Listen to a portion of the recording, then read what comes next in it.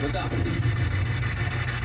Magkano karaniwang ibinibigay sa mga taong umaakit ng bus para mag-preach at humingi ng donation? 20 pesos. Hindi man siya pinakamayaman, ang nanay ko ang pinaka-blank. Masaya. Sport na ginagamitan ng net. Basketball. Every year na lang, laging ano ang natatanggap pong birthday gift. Yung ang pao. Bukod sa kalamansi, ano pang prutas ang pinipiga? Lemon. Let's go, Bryce. Hindi natin bilang ako mo. Magkano karaniwang binibigay sa mga tao maakyat ng bus para mag-preach at humingi ng donation sa mga 20 pesos? Ang sabi ng survey.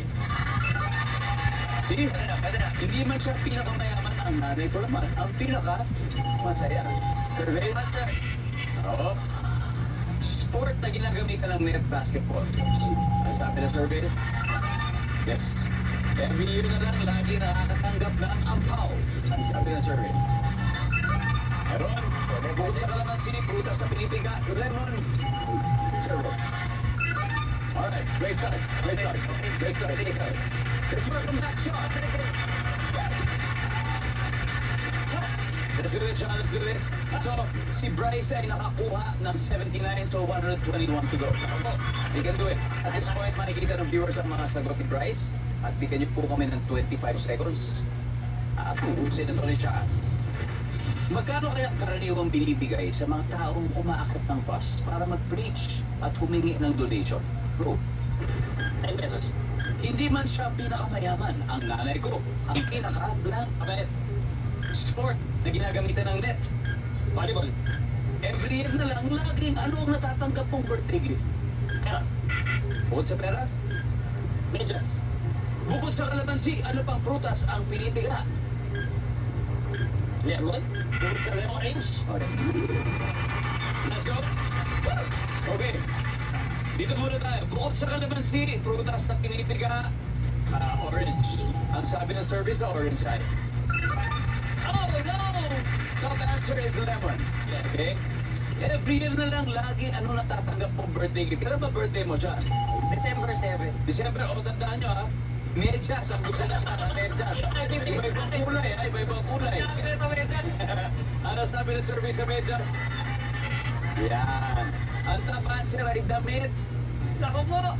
Sport na ginagamitan ng net, sabi mo ay volleyball. Ang sabi ng survey. Top answer. Pwede na. Kunting pag-asa. Hindi man siya pinakamayaman, ang nanay ko naman ang pinakamabait.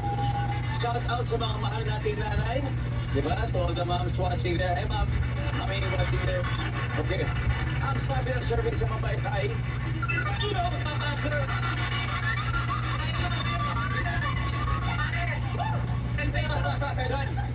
15 na lang. Magkano karaniwang binibigay sa mga tao umakit sa bus para mag-preach at tumingin ng donation? Number 10. 15 points. 10 pesos. Bukan niya. Ang sabi ng survey sa 10 pesos ay... Bukan niya. Bigyan mo. Yo! Iba na, kaya bukan niya.